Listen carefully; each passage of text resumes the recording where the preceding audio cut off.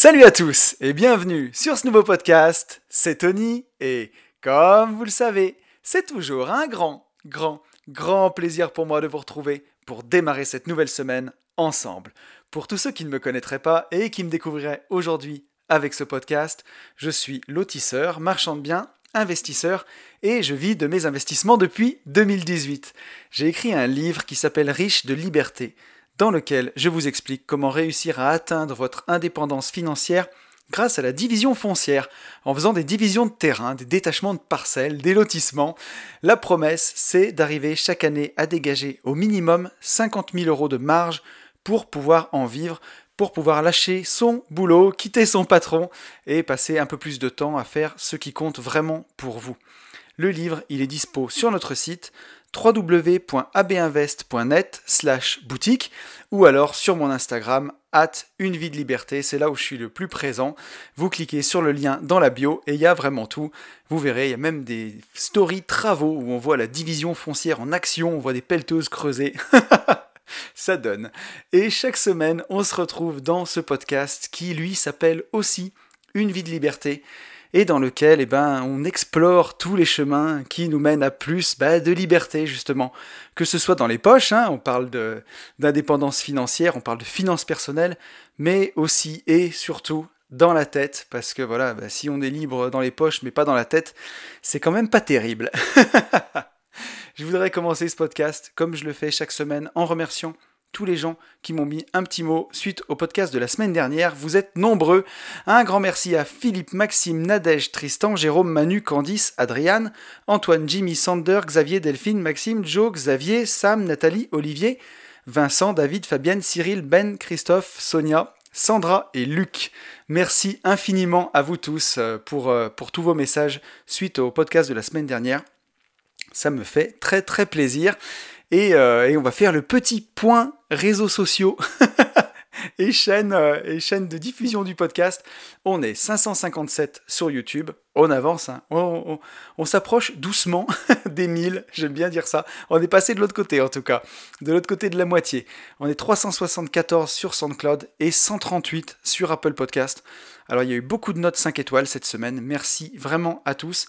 Pas de commentaires, alors si vous pouvez prendre le temps de mettre un petit commentaire 5 étoiles, ça fait toujours plaisir, ça m'encourage à continuer et ça permet à ce podcast d'être encore plus diffusé et ça c'est vraiment très très cool.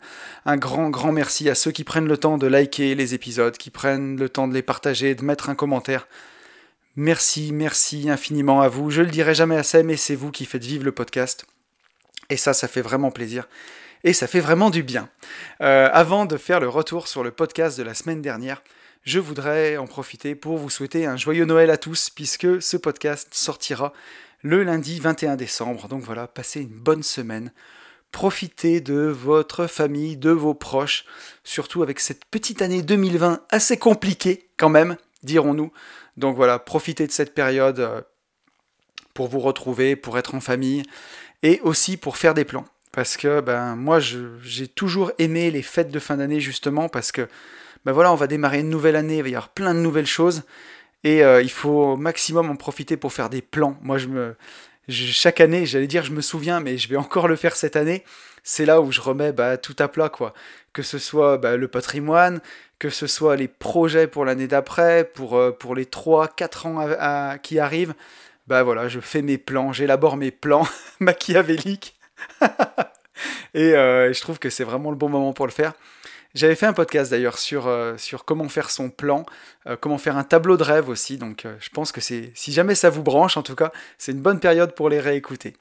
Et pour les actus, je voudrais faire un gros big up et surtout un gros merci à Olivier, le petit loup.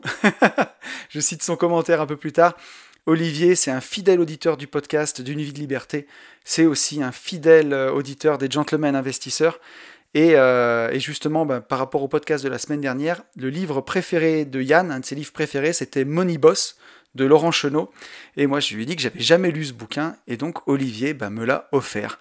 Et c'est vraiment trop cool. Alors voilà, au moment où j'enregistre ce podcast, c'était juste avant d'enregistrer. Je suis allé à ma boîte aux lettres.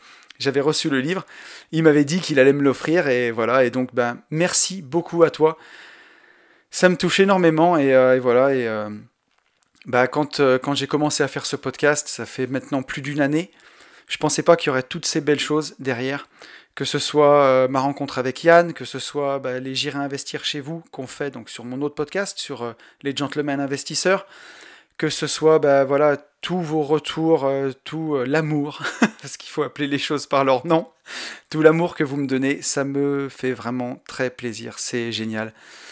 C'est fantastique et merci, merci beaucoup à vous. Merci énormément à toi Olivier, ça me fait très plaisir. Je te ferai un retour quand je l'aurai fini. Et voilà, et puis si pour finir le petit point réseaux sociaux, on est 3350 sur Instagram. Ça aussi c'est énorme, voilà, plus de 3000 sur Insta, on est en bonne voie vers les 4000. Donc merci énormément à vous. Si vous ne me suivez pas sur Instagram, c'est vraiment le meilleur endroit. À chaque fois que je fais un podcast, je remets un petit texte sur le podcast. Si vous voulez commenter, c'est pratique. Je fais aussi des petites stories, voilà. Où j'essaye de pas raconter salut la team, j'ai mangé une pomme, quoi. Où j'essaye d'apporter de la valeur quand même, de pas faire n'importe quoi. Et voilà. Donc si vous voulez un peu plus de Une vie de liberté, n'hésitez pas à me suivre sur Insta. Et je crois qu'on en a fini avec les news. On va pouvoir attaquer donc le retour sur le podcast de la semaine dernière. Le podcast de la semaine dernière, j'ai mis justement mon binôme qui est avec moi sur mon deuxième podcast, sur les Gentlemen Investisseurs. Mon podcast qui est dédié à l'investissement immobilier, mais pas que, l'investissement sous toutes ses formes, que ce soit financier ou tout ce qui peut nous aider à gagner de l'argent, à être plus libre et à s'épanouir dans quelque chose qu'on aime. C'est sur ce podcast-là. Et j'ai voulu mettre Yann à l'honneur parce que justement, chaque fois dans les Gentlemen, on parle que d'investissement. On débat sur l'actualité, mais voilà, il y a plein de gens qui connaissaient pas vraiment Yann. Et ce podcast, il est né parce qu'avec Yann, on s'appelait beaucoup, on s'appelait presque tous les jours, justement pour avoir un bel entourage, puisque vous le savez, on est la moyenne des 5 personnes qu'on fréquente le plus. Et pour se tirer mutuellement vers le haut, voilà, et puis parce qu'on est devenus amis et qu'on s'apprécie beaucoup. Et on s'est dit, mais pourquoi pas faire un peu profiter de ces conversations de potes à tout le monde et en faire un podcast. Comme ça serait le rendez-vous des copains. Mais voilà, Yann, on le connaît à travers ça, mais on ne le connaissait pas vraiment dans le fond, et j'avais envie un peu de le mettre à l'honneur pour qu'il soit un peu moins inconnu. Et ça vous a beaucoup plu parce que vous avez été hyper nombreux à envoyer des messages. C'était un truc de fou. Et j'en ai sélectionné quelques-uns. Il y a un message de Philippe, technophile, Phil, qui me dit « Je suggère de changer le titre de ce podcast par « Le branleur mis à nu de rien ». Smiley clin d'œil. Et ouais, le branleur mis à nu. Ça, on va le voir. Je vais répondre avec le commentaire de Maxime. Maxime qui dit aussi « Super podcast, on en apprend beaucoup sur notre Yann national. Pas si branleur que ça, mon loup. Super parcours, j'adore l'anecdote du gardien de but. » Et effectivement, pas si branleur que ça, voilà, sur le podcast des Gentlemen. Yann, il insiste sur le côté branleur, entre guillemets, mais on a vu, c'est beaucoup plus subtil que ça. C'est surtout que il pense à tout, il essaye de vraiment automatiser pour se dégager du temps. Et on voit bien que dans son parcours, s'il y avait un mot pour le qualifier, ça serait pas branleur, en tout cas. Et l'anecdote du gardien de but est très très bonne, puisque voilà, le gardien de but, il est là, il fait partie de l'équipe, il est hyper important à l'équipe, et il doit être bon à un moment donné, quoi. Voilà, tout le match, il va beaucoup attendre, il va beaucoup observer, il va être bon à un moment. Et j'ai trouvé aussi cette parabole avec le gardien de but vraiment puissante. Donc on a Olivier, le fameux petit loup qui m'a offert Moneyboss. Olivier qui nous dit « Yann, tu es toujours entier sans mâcher tes mots. Tu nous as lâché un joli NTM à 1h02 sans qu'on s'y attende et un beau connard avant l'heure de podcast et ça j'adore. Je me retrouve volontiers dans ton comportement et ta personne. Bref, encore un grand merci pour ce que vous faites, vous êtes au top les gars, on a réellement l'impression d'être potes. J'espère vous voir ou vous revoir. Bonne continuation et au plaisir de vous écouter, le petit loup. » Eh ben merci déjà Olivier pour ton commentaire. Et effectivement, Yann, il ne mâche pas ses mots. Et comme il disait souvent, comme il me dit souvent, il n'a pas l'impression qu'on est écouté, il a l'impression qu'on est tous les deux. Donc il se lâche. Et c'est pour notre plus grand bonheur, souvent. Et donc voilà, on est tous les deux très différents en tout cas, mais souvent très complémentaires. Et c'est ça qui fait la richesse. Voilà, c'est de s'entourer de personnes qui ne sont pas forcément comme nous, mais en tout cas qui peuvent apporter ce qu'on n'a pas, justement, pour élargir notre réflexion, pour avancer ensemble, et c'est ça qui est puissant. Et voilà, et quand tu nous dis on a réellement l'impression d'être potes, bah c'est vraiment le but. Et c'est ça qui compte. Ce podcast, c'est ensemble pour faire mieux que seul, que ce soit les gentlemen ou une vie de liberté d'ailleurs. Le but, voilà, c'est de se serrer les coudes entre gens qui ont les mêmes objectifs, qui ont la même vision de la vie, et d'avancer ensemble. Et on a un dernier message de Nathalie. Nathalie qui nous dit « Mon Dieu les gars, quel podcast de ouf! Yann, ton parcours est très inspirant, un vrai partage à cœur ouvert et un retour d'expérience tellement enrichissant. Respect. » Alors merci les gars, ne changez rien et venez vite investir chez moi. Bis Nat.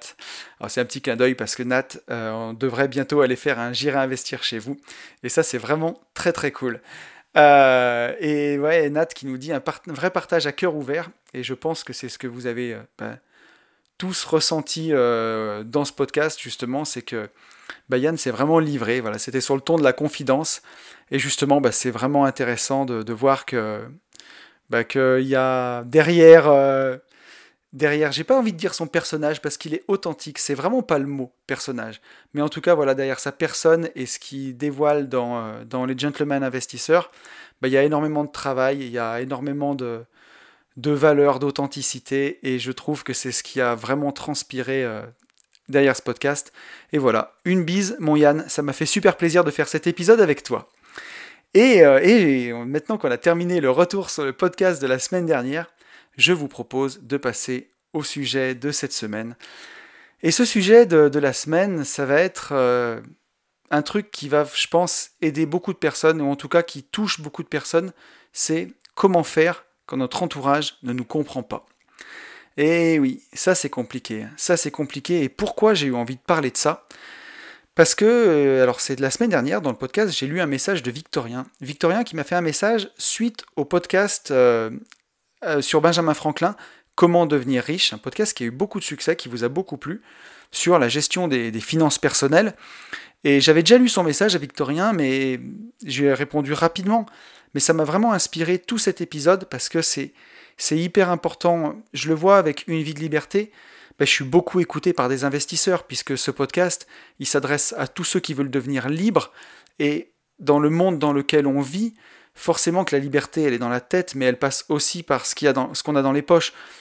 Le but, c'est d'arrêter d'échanger notre temps contre de l'argent, d'arrêter de bosser dans un boulot qui ne nous plaît pas, pour gagner, pour échanger, pour pouvoir avoir de l'argent, pour pouvoir vivre, d'échanger 5 jours de la semaine contre 2 jours de week-end, d'échanger 45 semaines, même 47 semaines de notre temps pour en avoir 5 de vacances. C'est vraiment ça qu'on veut. Cette liberté, l'obtenir pour ça. Ou alors, même si on a un boulot qui nous plaît bien et qui prend du temps, comme ce que j'avais moi, d'arrêter d'échanger 70 heures de son temps pour un salaire qui, quand on le ramène au taux horaire, quoi, vraiment, commence à faire un peu flipper, quoi. Voilà. Et donc, quand on a notre entourage qui nous comprend pas dans cette quête, c'est compliqué, quoi. C'est vraiment compliqué, et je suis passé par là. On va avoir le temps d'en parler tout au long de ce podcast. Mais c'est pour ça que son message m'a beaucoup touché. Je vais vous le relire. Victorien qui m'a dit « Quand tu parles de la différence entre radinerie et économie, c'est ce que je suis en train de subir. Personne, je dis bien personne de mon entourage, et plus particulièrement ma femme et ma belle famille, ne comprennent cette différence. Ils me prennent pour un radin de première catégorie, car je ne suis pas dans les folies de Noël. Acheter 40 cadeaux inutiles, complètement non nécessaires. Bref, s'ils pouvaient comprendre ça. Mais évidemment, eux, ils s'en fichent de mettre un franc de côté.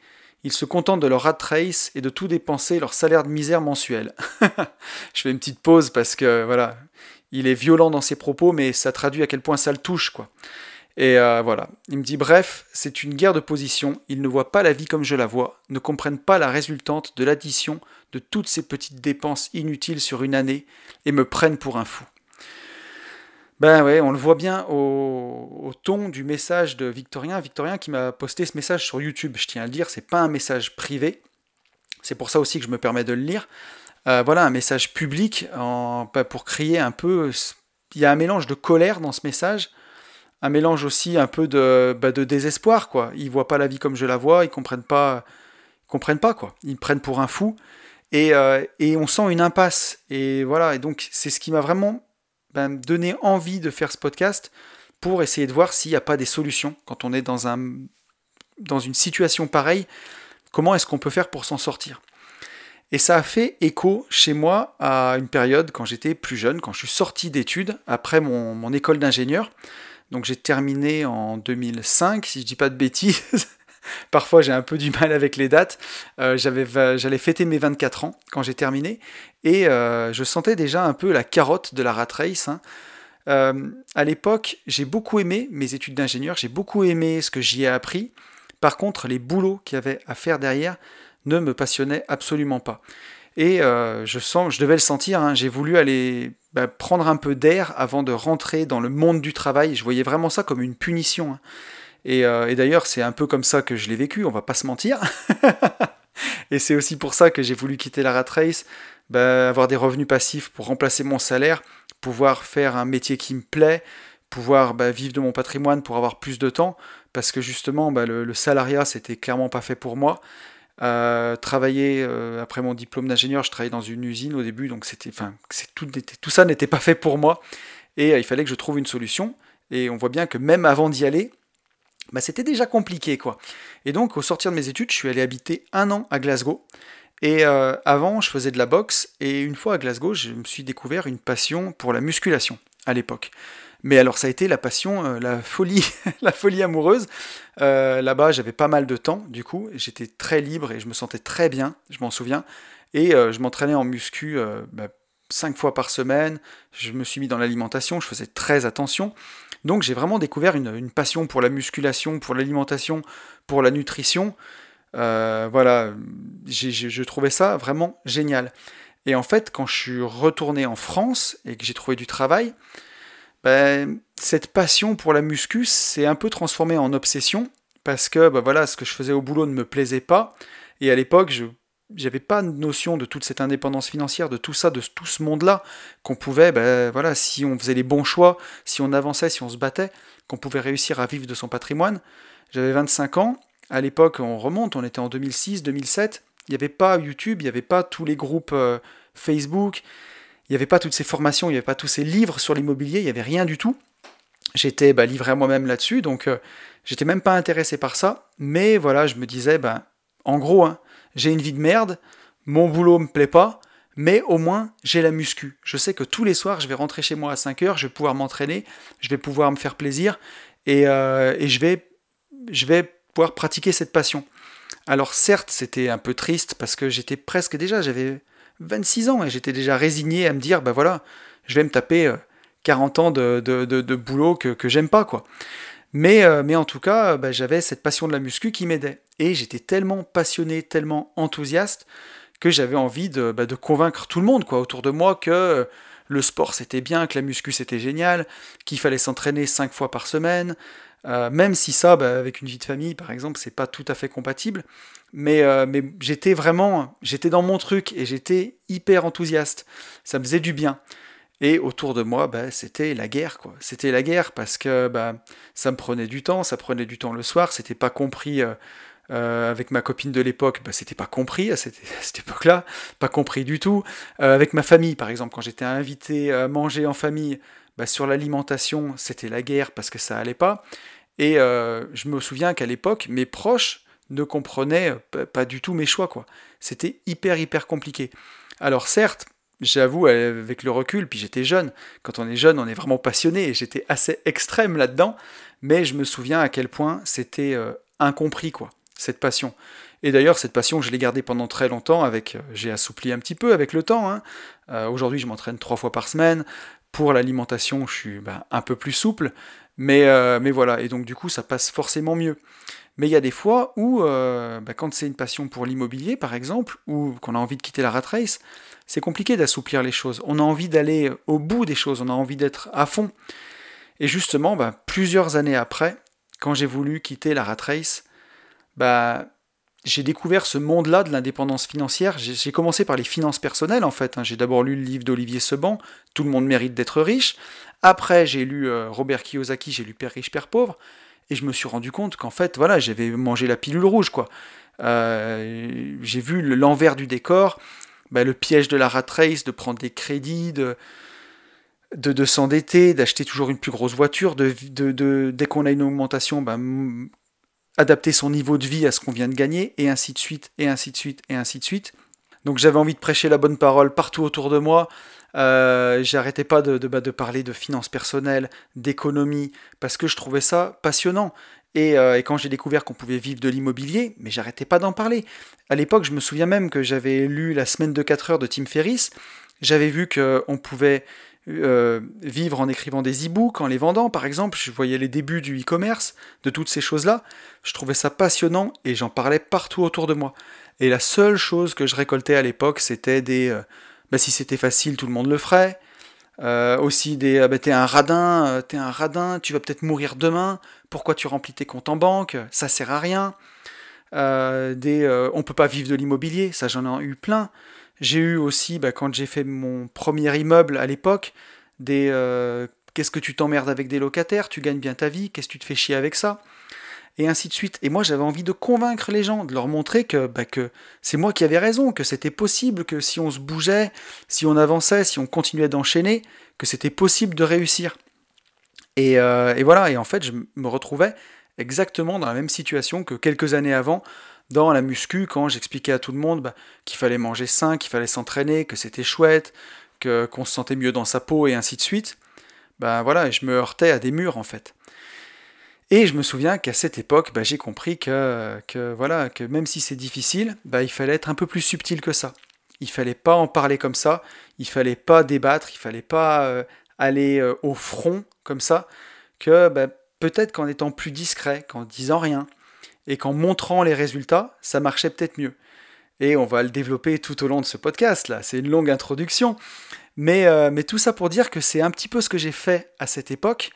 C'est un moment, j'ai arrêté d'en parler, je me suis lancé à fond, et voilà, et quand je l'ai eu fait, c'est sûr que ça a surpris tout le monde, quoi. Quand j'ai réussi à remplacer mon salaire par l'immobilier, et à l'époque où je travaillais en famille, dans une entreprise de travaux publics, où ça faisait des années que je disais que j'avais envie de faire de l'immobilier, que je voulais partir, que je voulais quitter l'entreprise dans quelques années. Ça passait très très très mal et ça me décourageait et c'était des débats sans cesse et sans fin. Un jour je me suis tu, j'ai continué à avancer de mon côté, en sous-marin, en gardant toute mon énergie sur les projets, et un beau jour, c'était bon, je l'avais fait, et j'ai dit ça y est, je pars.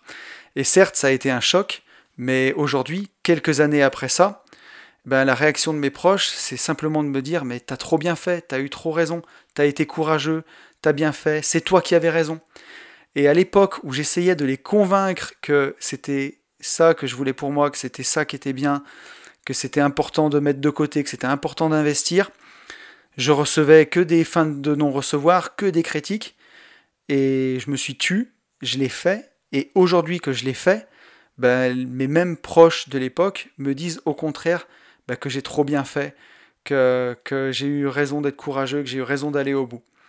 Donc finalement j'ai réussi à convaincre mes proches que j'avais raison, mais pour ça j'ai arrêté d'en parler et j'ai agi.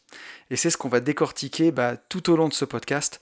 Alors je me suis aussi, pour préparer ce podcast, pour être tout à fait transparent, aidé de l'excellent livre La technique du succès d'André Muller, un livre que je vous conseille de lire, de relire et de re-relire, puisqu'il est tout simplement brillant et excellent. C'est un livre qui est génial, que j'adore. Il est dans la liste des 20 livres que je conseille d'ailleurs. Si vous avez envie de la télécharger, la petite pub au milieu, c'est moche. Vous allez sur mon Instagram, @unevie-de-liberté, vous cliquez sur le lien dans la bio, et vous pouvez vous inscrire à la newsletter du podcast, et je vous envoie la liste de mes 20 livres préférés, qui sont vraiment très cool. Et j'ai pas mis le mien dedans, j'ai pas abusé jusqu'au bout.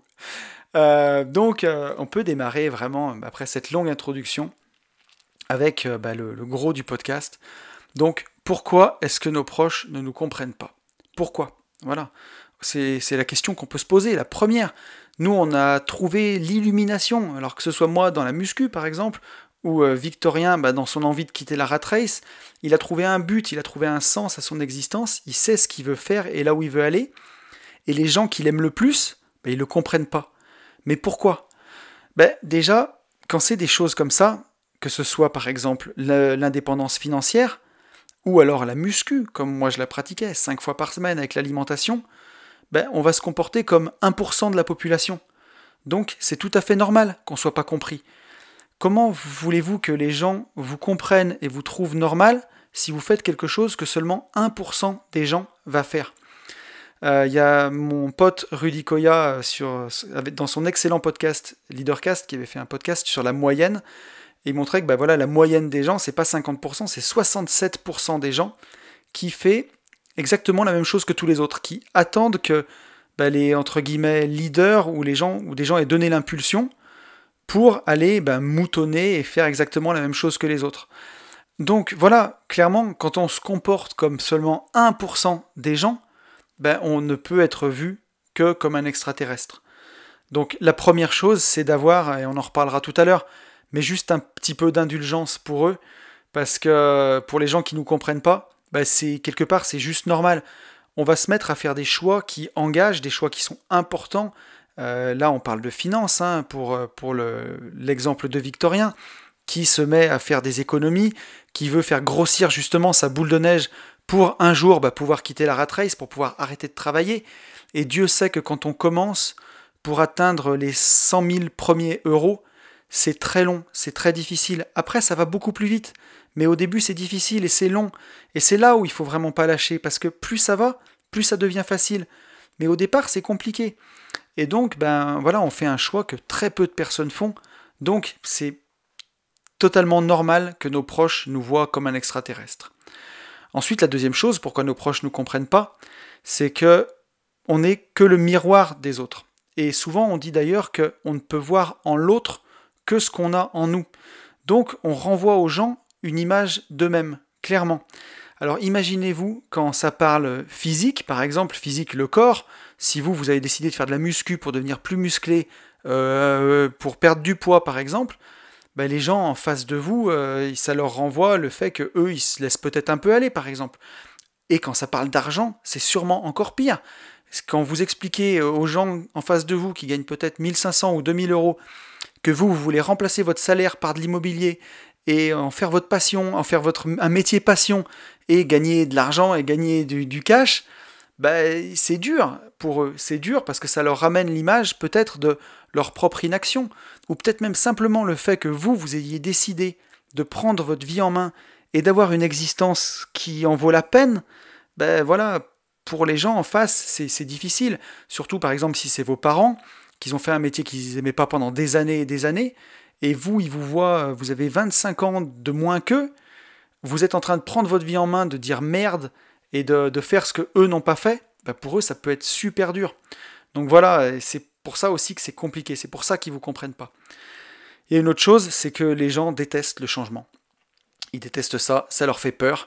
D'ailleurs, nous les premiers, chaque fois que, pour ceux qui ont de l'immobilier, chaque fois que vous avez un changement de locataire, ou que vous recevez ce fameux courrier recommandé en vous disant dans 3 mois, voilà ma dédite, dans 3 mois je m'en vais, ça nous fout les boules, parce que voilà, il va falloir faire un état des lieux, il va falloir remettre l'annonce sur le bon coin, il va falloir retrouver un nouveau locataire, peut-être qu'il y aura des petites réparations dans le logement.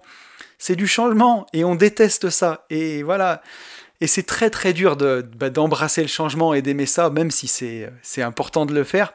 Mais voilà, dites-vous que les gens détestent le changement, et souvent les gens nous collent une étiquette sur le front, et si vous décidez de changer, vous bouleversez de proche en proche votre univers. En vous changeant vous changez les autres, et ainsi de suite. Donc c'est pour ça que les gens vous comprennent pas. C'est juste qu'ils veulent pas que vous changiez, ils veulent que vous restiez comme vous êtes pour pas que leur monde change. Voilà. Après, il y a aussi vos proches qui peuvent avoir peur pour vous. C'est pour ça qu'il faut être bienveillant au départ. Quand vous allez parler d'immobilier, par exemple, voilà, les gens vont se dire, si c'est à vos parents ou à votre conjoint, vous allez faire un gros crédit pour acheter un immeuble qui va être remboursé par des locataires. Pour certaines personnes, c'est juste un truc de fou, quoi. Faire décoller une fusée, c'est plus facile. Donc les gens peuvent avoir vraiment peur pour vous. Ça, faut bien vous le dire. Et c'est pour ça qu'il faut, dans un tout premier temps, quand même être bienveillant vis-à-vis de ses proches, même si ça fout la rage parfois. Et la dernière chose qu'il peut y avoir, c'est que certaines personnes peuvent tout simplement être envieuses. et cela, on en parlera, mais ça, c'est vraiment très très moche par contre. Et il faut arriver à le voir, ça, si la personne en face de vous, elle est envieuse. Et souvent, ça, si on se ment pas trop, on le ressent dans ses tripes. Si on le ressent au fond de soi, si la personne en face de nous, c'est de l'envie qu'elle a, et c'est pour ça qu'elle ne nous comprend pas, et qu'elle est qu'elle est contre nous. Et là, on va le voir. Hein. On va voir ce qu'il faut faire quand c'est ce cas-là. Alors bon, nos proches qui ne nous comprennent pas, pour avancer vers nos objectifs, est-ce que c'est grave? Est-ce qu'on peut réussir sans ses proches? Bon, on va être cash. Hein. C'est extrêmement compliqué de réussir sans ses proches. C'est même presque mission impossible. Parce que voilà, chaque matin, quand vous allez vous lever, vous avez un stock d'énergie qui est défini. On le dit souvent, hein, on a souvent 3 à 4 heures d'attention par jour seulement, en tout cas de vraie attention puissante et focus à mettre dans ses projets. Et donc si sur ces 4 heures par exemple, vous en passez 2 à essayer de convaincre vos proches, vous vous doutez bien que vous avancerez pas vraiment très très vite dans vos projets. Donc pour être cash, c'est extrêmement compliqué de réussir sans ses proches.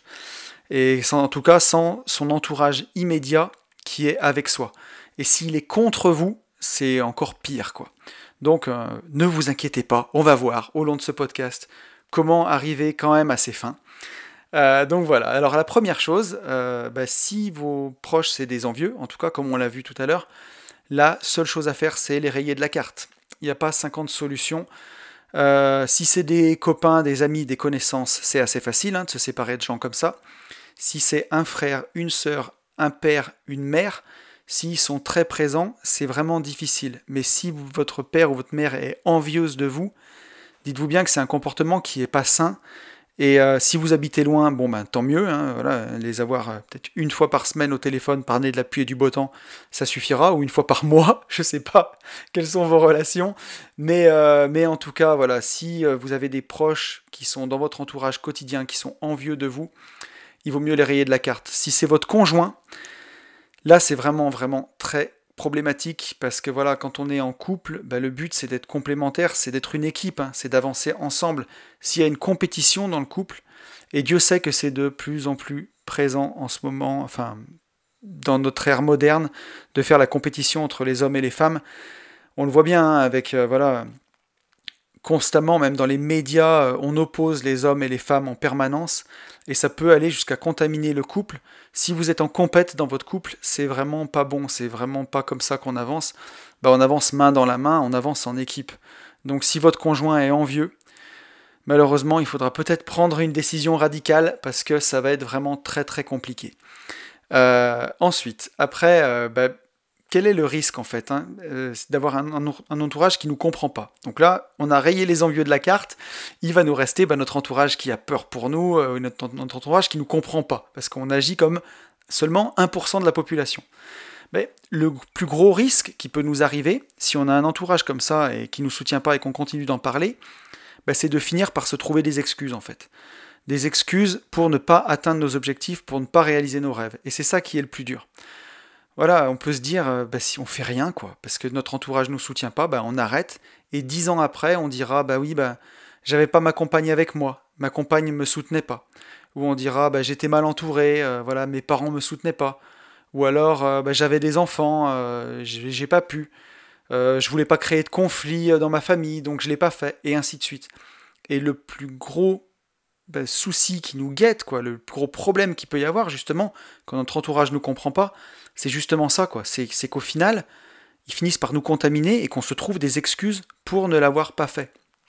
Et ça fait vraiment écho à l'époque, il y a quelques années, quand j'ai découvert l'indépendance financière, quand j'en parlais à tout va, à qui veut l'entendre, et que je travaillais en famille, voilà, tous les jours au bureau, j'expliquais ça, qu'on pouvait vivre de l'immobilier. Et chaque fois, j'avais des gens en face de moi, mes proches qui démontaient un peu mon rêve, quoi. Non, c'est pas si simple, et si les locataires ils payent pas, et ainsi de suite, et ainsi de suite. Et tout ça, ça émoussait mon rêve. Et comment dirais-je, le biais que j'ai pris après pour ma vie, c'est d'arrêter d'en parler, justement. Ça, on va en parler par la suite. D'arrêter d'en parler, de travailler en sous-marin, en silence. Et je pense que c'est ce qui m'a permis de réussir. Parce que si j'avais continué à en parler, tous ces arguments, au final, auraient fini par me contaminer. Et aujourd'hui, je pourrais être encore dans ma rat race, encore à courir comme un fou. Et des années plus tard, voilà, je vais avoir bientôt 39 ans. Et l'année prochaine, je rentre dans l'année de mes 40 ans, puisque je suis de la fin de l'année, je suis du 30 décembre. J'aurais pu dire à 50 ans, voilà, dans 10 ans, bah voilà, je l'ai pas fait parce que je travaillais en famille et je pouvais pas abandonner ma famille. Et ils me disaient que c'était pas possible et ils avaient peut-être raison et ainsi de suite. C'est ce qui aurait pu arriver, me contaminer et au final, bah voilà, me trouver des excuses, quoi. On le voit, hein, c'est le plus grand risque qui peut nous arriver quand on a nos proches qui ne nous comprennent pas. Alors, est-ce qu'il faut tenter de les convaincre, nos proches? Ben, j'ai commencé à spoiler, hein, vous l'aurez vu. Hein. Ben non, surtout pas. N'essayez pas de les convaincre. Si vous avez envie de quitter la rat race, si vous commencez à faire des économies, si vous commencez à changer votre voiture, à changer votre train de vie, si ça commence à se voir, quand ils vont vouloir en parler avec vous, il ne faut pas aborder le sujet. C'est vraiment mon conseil, évitez toutes les discussions du sujet sensible, quoi. Ne pas en parler ouvertement, ne pas chercher à convaincre. Ça va être la misère. Si jamais bah voilà, vous aviez une belle voiture et vous la revendez pour investir dans l'immobilier, pour dégager du cash et vous rachetez une voiture à 1000 euros et qu'on vous a toujours vu dans des belles voitures, si jamais vos proches vous disent mais qu'est-ce que c'est que cette voiture, tu vas faire pauvret, c'est une honte, tu peux pas rouler là-dedans, coupez court. Vous coupez court. Je ne veux pas parler de ce sujet, merci, on passe à autre chose. Et c'est tout. Et c'est comme ça que vous vous préserverez. Parce que le plus gros problème que vous pourrez rencontrer, si vous décidez d'en parler, c'est que toutes ces discussions, elles vont mener à une seule chose, à des critiques de la part des autres. Ouais, pourquoi t'as acheté cette voiture? C'est n'importe quoi, avec le salaire que tu gagnes, les gens vont penser que t'es sur la paille. Et vous, ça va vous amener à vous justifier.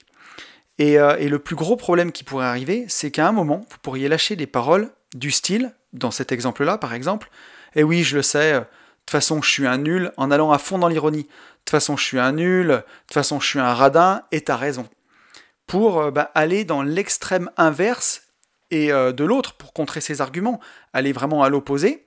Et le problème, c'est que en disant ça, vous allez, comment dirais-je, vous allez formuler des critiques à votre égard.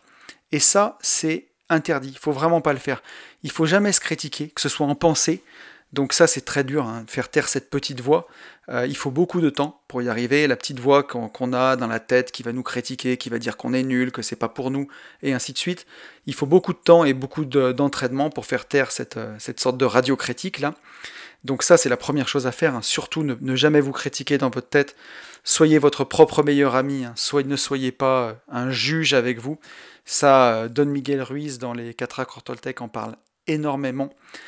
Et surtout pas en parole. Même si c'est dans un ton sarcastique, si c'est du sarcasme, il faut pas le faire. Parce que le problème, c'est que vous l'avez formulé quand même. Ouais, t'as raison, c'est ça, je suis un sale con, je suis un radin. Et vous l'avez formulé. Et vous l'avez dit. Vous avez dit, je suis un sale con, je suis un radin. Alors que c'est tout ce que vous n'êtes pas. Et c'est tout ce que vous voulez pas faire. Donc, n'émettez jamais pardon. N'émettez jamais d'opinion négative sur vous devant autrui, même si c'est sarcastique. C'est pas constructif, ça va pas dans le bon sens. Et ça va pas vous aider. Donc, évitez toutes les discussions sur le sujet sensible, que ce soit de la muscu, que ce soit un régime par exemple, un régime alimentaire, hein, je parle pour perdre du poids, que ce soit de quitter la rat race, d'empiler des appartements voilà, pour remplacer votre salaire. Si vous savez que les gens en face de vous ne le comprennent pas, parlez de la pluie et du beau temps, écoutez votre interlocuteur, si sa passion c'est le jardinage, parlez du jardinage, ça lui fera plaisir, mais ne laissez pas vos proches vous parler de ça. Je sais à quel point c'est difficile quand c'est vos parents, c'est compliqué déjà, quand c'est votre conjoint, ma foi c'est très très compliqué. Et voilà, donc soyez bienveillant avec votre conjoint. Lui, en tout cas, si c'est pas un conjoint envieux, si c'est un envieux, on l'a vu tout à l'heure, là, il faut dire next. Voilà, c'est difficile, mais il faut le faire. Si c'est pas un conjoint envieux, si c'est de la peur, si c'est de la peur du changement, soyez bienveillant avec lui et commencez, en fait, j'ai pas envie de dire sans en parler, parce que c'est très compliqué si vous contractez des crédits, si c'est en votre nom, vous faites ce que vous voulez. Si vous êtes marié sous le régime de la communauté, je ne vous encourage pas à contracter un crédit au nom des deux, enfin vous n'y arriverez pas de toute façon, mais voilà, c'est là où c'est le plus compliqué et où on va arriver dans des choses qui sont difficiles. Et il y a une des solutions, c'est que on inspire confiance aux autres dans la mesure où on a confiance en nous. Donc il faut que vous soyez intimement convaincu de votre projet et dites-vous que c'est là où vous inspirez confiance aux autres. C'est un peu comme pour l'éducation des enfants par exemple. où c'est nos actes qui vont donner l'éducation aux enfants et pas nos paroles. Petit exemple, si vous ne lisez jamais et vous emmerdez vos gamins pour les faire lire en leur disant il faut que tu lises, il faut que tu lises. Eux, les enfants, ils agissent par mimétisme. S'ils vous voient jamais lire, ils liront pas. Alors que si vous êtes tout le temps un bouquin à la main, que vous adorez lire, que vous lisez très souvent, vos enfants ils vont vous voir lire et naturellement, sans avoir besoin de parler, ils vont prendre des livres et ils vont lire parce que ils ont toujours vu faire ça. S'ils vous voient tout le temps devant la télé, ils vont se mettre devant la télé. S'ils vous voient tout le temps lire, ils vont prendre des livres. Alors, bien sûr, chaque enfant a sa propre personnalité, mais vous l'aurez compris. Donc le but, c'est d'essayer d'incarner le changement en silence, en fait, avec confiance et laisser du temps, forcément. Et c'est comme ça que les choses vont se faire. C'est pas avec la parole, c'est avec les actes. Donc, plutôt que de raconter à tout le monde et à votre conjoint, par exemple, qu'il faut faire des économies, qu'il faut se serrer la ceinture et ainsi de suite, agissez. Ouvrez des comptes épargne, tout de suite en début de mois, virez l'argent sur le compte épargne, et ainsi de suite. Et vous verrez que votre conjoint, quand il verra le compte épargne grossir, et qu'il voit que vous faites ça avec confiance, que vous maîtrisez ce que vous faites, que vous maîtrisez les investissements, la confiance, elle viendra. Si l'amour est là, et si c'est pas un conjoint envieux, petit à petit, il va comprendre, votre conjoint. C'est une certitude. Mais voilà, n'essayez pas de le convaincre. Il faut le convaincre avec des actes, en fait. Voilà, en montrant le chemin. Ça, c'est important. Et comment faire, en tout cas, pour avancer quand même, justement, quand on a un conjoint, des parents, un entourage qui ne nous comprend pas. On l'a vu, hein. Donc surtout, la première chose, je l'ai beaucoup spoilé tout au long du podcast, mais c'est la principale. Surtout, ne parlez pas de vos projets. Voilà, n'en parlez pas. C'est le plus simple. C'est la meilleure chose à faire. Parce que quand on a quelque chose, quand on découvre comment quitter la rat race, comment investir dans l'immobilier, comment avancer vers plus de liberté financière, au début, on est hyper enthousiaste. On a envie d'avancer. On a envie de le dire à tout le monde. Qu'on a découvert, qu'on a pris la pilule rouge et que le monde sera plus jamais pareil et qu'on peut faire plein de projets, qu'on peut faire ci, qu'on peut faire des achats-reventes en RP, en résidence principale, qu'on peut faire plein de choses, on a envie d'en parler. Et cet enthousiasme, il nous pousse à en parler à la famille, à nos amis, à nos collègues de bureau. On a envie de communiquer notre joie, quoi. Et en fait, la résultante de tout ça, c'est qu'on va dévoiler notre plan, en fait, pour quitter la rat race, par exemple, comme pour l'exemple de Victorien, et on va passer temporairement à leurs yeux pour des winners, pour quelqu'un qui l'a déjà fait. C'est comme si vous allez expliquer le plan pour y arriver, avec tellement de conviction que d'une part, on se fait un peu mousser, d'une certaine façon, en se disant, voilà, moi j'ai tout compris, je sais comment on va faire. Temporairement, à leurs yeux, on va passer pour un winner, et il y a un effet pervers qui va se passer, ça va même nous dégonfler. C'est comme pour nous, comme si c'était déjà réalisé, en fait, comme si on l'avait déjà fait. Et ça, c'est vraiment le gros danger. Ça, on va dire, un double effet qui se coule, quoi. D'en parler, ça peut vous dégonfler, justement, en vous épuisant, en fait, en passant l'énergie, au lieu de la passer dans le projet, la passer à en parler à vos proches.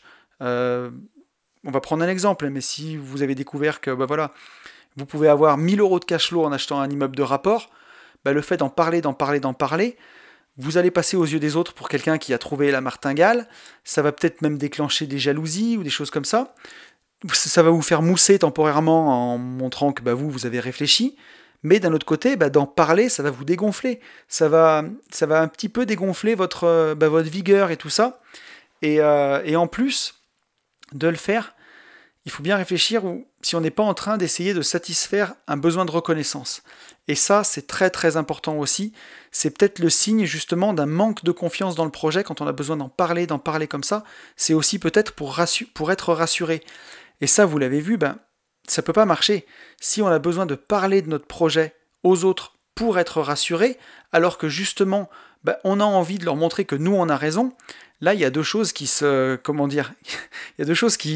l'une contre l'autre, quoi.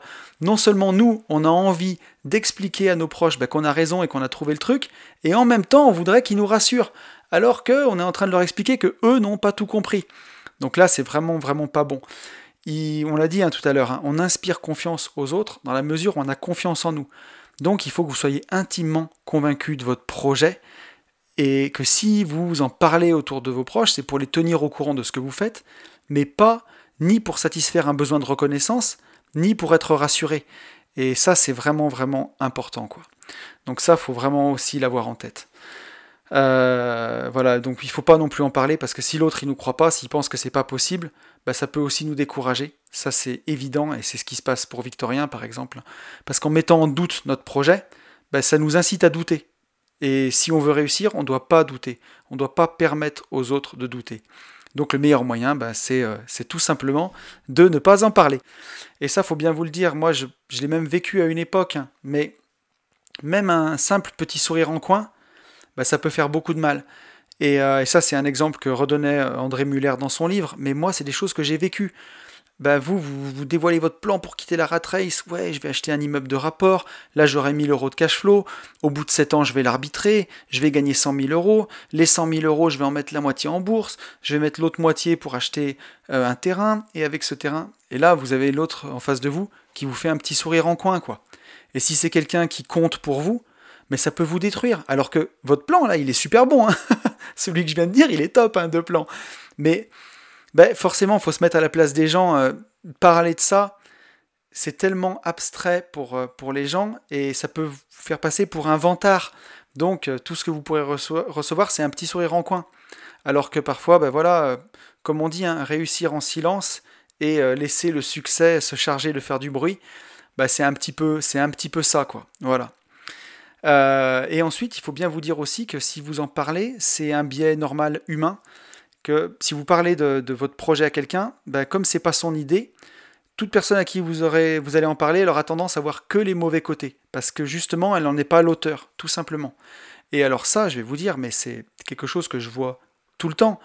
Regardez par exemple avec le Bitcoin, si vous avez eu la jugeote et la chance d'acheter du Bitcoin quand il était bas à 4000 $, par exemple, aujourd'hui il est à 20 000, vous avez acheté un Bitcoin à 4000 $, vous avez fait un fois 5, quoi, 5 fois 4, 20 000, un fois 5, et vous allez expliquer aux gens, ils vont vous dire, ouais, mais quelqu'un qui n'a pas investi dans le Bitcoin, il va vous dire, ouais, mais attends, ça peut baisser, et ainsi de suite, parce que justement, c'était pas son idée, il a raté le coche, il a les boules, et, et voilà, et il va vous casser le truc, quoi. Et moi, j'ai ce biais-là aussi avec le trading, par exemple, puisque ben, moi, j'investis en bourse au travers d'ETF, hein. On l'a vu, donc c'est des fonds de placement gérés par des robots qui répliquent des indices. D'ailleurs, j'ai même fait une petite formation à ce sujet. Oh, c'est moche, 2 pubs dans le même podcast, pour ceux que ça intéresse, où j'explique tout ça. Et justement, donc, blague à part, l'investissement en ETF, c'est justement de l'investissement.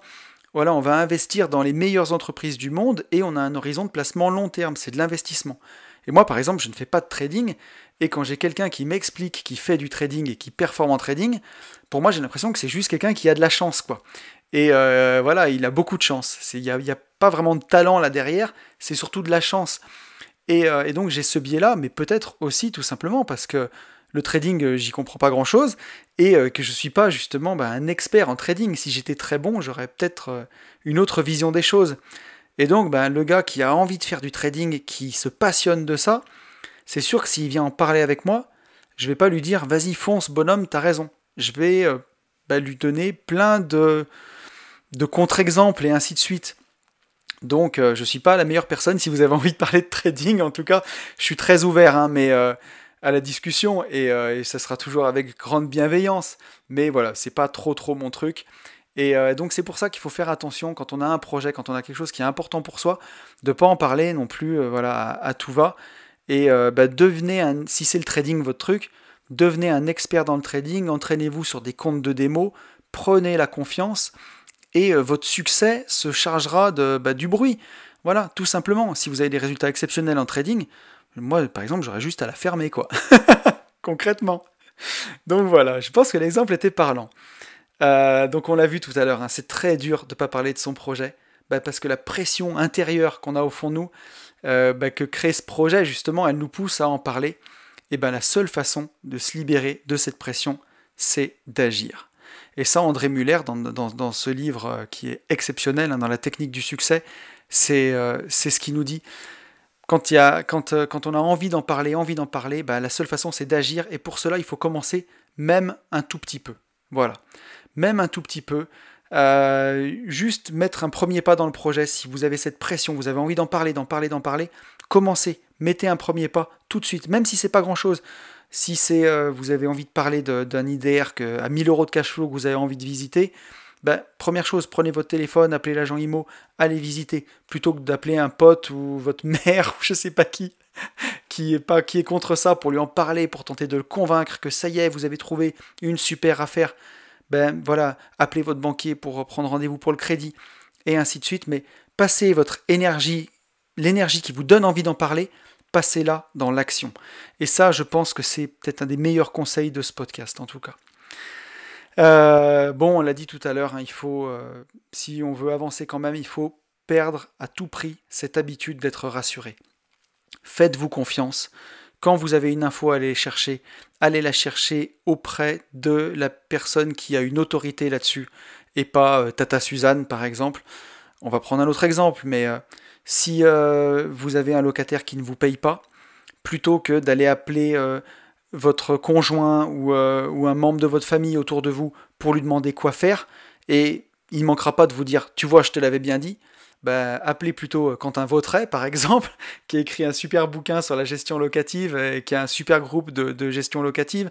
Mais voilà, allez chercher l'info là où elle est, mais n'allez pas en parler aux gens qui pourraient vous dire « ah, tu vois, je te l'avais bien dit ». Donc, il faut à tout prix perdre cette habitude d'être rassuré, parce qu'on le voit, hein, tout ce qui nous pousse à en parler aux autres, c'est qu'on a aussi envie d'avoir leur aval, on a envie d'avoir leur validation, leur autorisation, justement. C'est cette habitude-là qu'il faut perdre. Ensuite, je dirais, soyez bienveillants. Voilà, ça c'est important. Pour avancer quand même, soyez bienveillants. Il ne faut pas juger les autres dans leurs choix, comme eux nous jugent dans les nôtres. Et ça, c'est super, super important. Parce que voilà, si vous avez l'impression que votre entourage vous juge en permanence sur vos choix, sur vos envies, ne leur rendez pas l'appareil. Eux, ne les jugez pas. Pardonnez-les, quoi. Mais c'est la vérité, hein. Il ne faut pas les juger, parce que si vous les jugez, vous leur faites exactement ce qu'ils vous font. Et ça, c'est pas bon. Goethe disait de ne pas traiter l'autre selon ce qu'il est, mais selon ce que l'on veut qu'il soit. Et ça aussi, c'est très très puissant. On a toujours une image des gens. Et en fait, les gens, ils ont tendance à se conformer à cette image, parce que voilà, sans le vouloir, on les traite conformément à cette idée. Si on part du principe, par exemple, que notre conjoint ne comprend rien à l'immobilier, et de toute façon ne nous suivra jamais, ah, magie, il va se comporter exactement comme ça. Et les gens autour de nous vont nous traiter exactement comme on les traite. Donc si vous avez envie que votre conjoint vous suive dans votre parcours et aime l'immobilier, traitez-le comme quelqu'un qui vous suit quoi qu'il arrive et qui aime ce que vous faites. Et ça, c'est important. C'est vraiment à avoir en tête, cette chose-là. Il y a aussi une chose hyper puissante dans le livre. C'est André Muller qui nous dit que la plupart des succès, ils s'expliquent par le bon traitement des autres, des gens qui sont acteurs du projet, donc là de notre entourage, et quasiment tous les échecs sont des échecs humains. C'est des échecs qui s'expliquent par une mauvaise attitude envers les autres. Donc voilà, si vous sentez que votre entourage ne vous suit pas, il y a aussi un effet miroir là derrière. Prenez du recul et demandez-vous comment vous vous comportez aussi avec votre entourage. Est-ce que vous êtes cassant? Est-ce que vous êtes sec comme ils sont eux?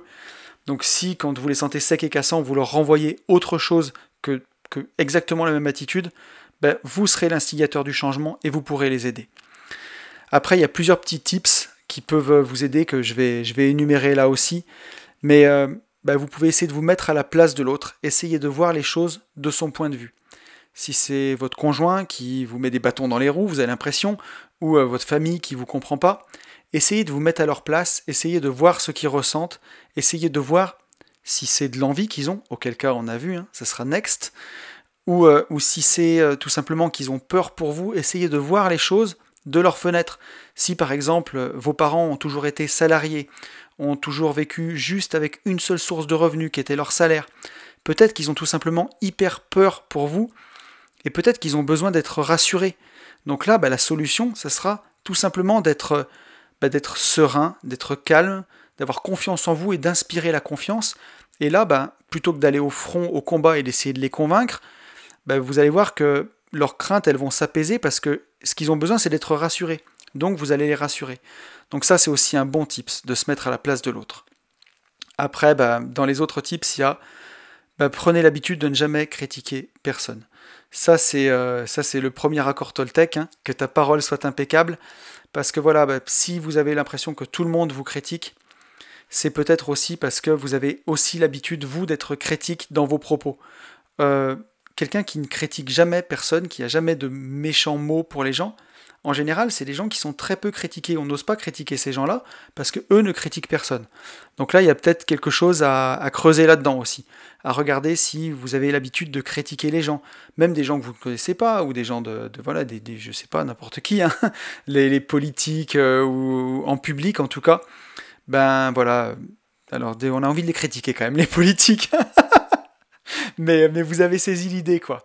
Que ta parole soit impeccable. Je sais à quel point c'est difficile, hein. Mais bon, il y a l'accord Toltec, faire toujours de son mieux. Donc voilà, faites toujours de votre mieux pour que votre parole soit impeccable. Ça permettra aussi, de proche en proche, justement, par rayonnement, vous serez moins critiqué. Si vous critiquez moins, vous serez moins critiqué. Après, dans les petits tips pour supporter quand nos proches ne nous comprennent pas, il y a la méditation. Voilà, parce qu'au quotidien, c'est pas facile quand on n'est pas soutenu. Et le temps que toutes les choses qu'on a vues dans ce podcast, vous les mettiez en place, il va falloir un peu le supporter, il va falloir faire un peu le dos rond, et la méditation peut vraiment vous aider. Ça vous aidera à faire grandir votre confiance en vous, ça vous aidera à faire grandir votre sérénité, votre calme, et ça vous aidera à supporter cette situation. Il y a le sport, bien entendu, hein. Ça c'est une petite dédicace à mon pote Yann, mais voilà, le sport aide vraiment pour tout ça, pour gérer son stress aussi, pour gérer ses émotions, pour libérer ses émotions. Faire du sport, ça va beaucoup vous aider si votre entourage ne vous comprend pas. Une autre astuce aussi, c'est de s'entourer de gens qui vous ressemblent et avec qui vous ne vous sentez pas être un extraterrestre. Et ça, grâce à la magie d'Internet, des groupes immobiliers, c'est de plus en plus facile de trouver des gens qui nous ressemblent, des gens avec qui on connecte bien. Et donc, voilà, c'est le tips ultime. Et là, si vous avez envie de parler de votre projet, si vous sentez que ça pousse au fond de vous et que vous avez envie d'en parler, moi j'appelle Yann par exemple. Ou j'appelle mon associé Ben. Et là, j'ai des gens qui me comprennent au téléphone, avec qui je peux en parler. Alors, j'en parle pas trop, parce que sinon, ça va me dégonfler, et je préfère mettre l'énergie dans le projet. Mais voilà, il vaut mieux en parler à des gens qui vous ressemblent, des gens qui vous comprennent. Et le dernier tips, qui est peut-être celui-là le plus puissant du podcast, c'est que, vous le savez, dans la vie, tout a un prix. Et assumez de payer le prix de ce que vous voulez être ou devenir. Parce qu'il y a des fois où il n'y aura pas le choix. Si par exemple votre truc c'est la muscu et que vous avez envie d'être très musclé et d'être très sec, voilà, d'avoir des abdos, il y aura un prix à payer. Ce prix à payer, ce sera peut-être de ne pas manger la même chose que votre famille les soirs. Ça va être dur de leur faire comprendre, mais si pour vous c'est tellement important, voilà, ça sera le prix, ce sera la convivialité. Vous allez perdre un peu de convivialité pendant les repas. Si vous avez envie de quitter votre job et d'atteindre l'indépendance financière, il y aura un prix à payer. Et ce prix-là, ce sera peut-être de perdre certains proches qui sont envieux de vous, qui vont pas comprendre pourquoi vous accélérez comme ça d'un seul coup et que vous vous mettez à être indépendant financièrement alors qu'ils l'ont pas vu venir. Il y aura un prix à payer. Voilà. Peut-être que vous allez perdre des gens dans votre quête. Ce ne sera pas les meilleurs, hein. Donc, tout va bien. Mais voilà, si pour vous c'est hyper important de mener une existence qui en vaut la peine, d'avoir une vie hors série un peu, j'ai envie de dire. Parce que c'est ça qu'on veut quelque part. Voilà, on vit qu'une fois, ça passe très vite, encore une fois, et on ne sait pas quand ça s'arrête. Donc, le but, c'est quand même de vivre sa vie à fond. Donc voilà, si vous avez vraiment des rêves, si vous avez envie de les accomplir, si vous avez envie d'aller au bout de ces choses-là, et vraiment de les concrétiser, de les rendre palpables dans votre quotidien, même si c'est des rêves fous, voilà, avoir l'indépendance financière, voyager à travers le monde, pouvoir emmener vos enfants à l'école le matin, ne plus avoir de patron, tous ces rêves-là qui sont importants pour vous, il faut assumer de payer ce prix-là. Et ce sera peut-être de perdre certains proches autour de vous qui ne vous comprennent pas et qui, eux, ne changeront pas, quoi que vous fassiez. Il faut assumer de payer ce prix. Parce que voilà, le prix que vous allez payer si vous ne le faites pas, croyez-moi, il est bien plus élevé. Il est bien plus élevé, c'est le prix des regrets. Et celui-là, vous n'avez pas envie de le payer. N'oubliez pas que voilà, les gens ils vont toujours vous demander pourquoi vous faites ça, pourquoi vous faites ça. exactement comme à l'époque dans mon histoire où je voulais atteindre mon indépendance financière et que c'était pas compris. Et aujourd'hui, mes proches me disent, bah, t'avais eu trop raison, t'as eu trop raison. Heureusement que tu l'as fait, t'as été courageux, c'est bien. Ben voilà, les gens vont toujours vous demander pourquoi vous faites ça, pourquoi tu prends des crédits, pourquoi tu t'endettes, pourquoi t'as des locataires, pourquoi tu vas plus au restaurant. Et quelques années après, ils vous demanderont ben comment t'as fait quoi. Comment t'as fait pour atteindre l'indépendance financière? Comment t'as fait pour réussir? Et c'est la leçon qu'il faut retenir de ce podcast. Écoutez, on arrive au bout. J'espère que ce podcast vous aura plu. J'espère que vous m'en voudrez pas trop. J'ai la voix un peu cassée et je tire dessus. Ça a été compliqué. D'habitude, les podcasts sortent d'une traite. Et ben dans celui-ci, il y aura eu 4 ou 5 cuts pour que j'aille tousser. J'espère que vous m'en voudrez pas trop. Écoutez, je vous souhaite le meilleur. Je vous souhaite de tenir bon si votre entourage ne vous comprend pas. Je vous souhaite de réussir à ne pas parler de vos projets si vous sentez que ça vous dégonfle ou alors que vous avez besoin d'être rassuré par vos proches.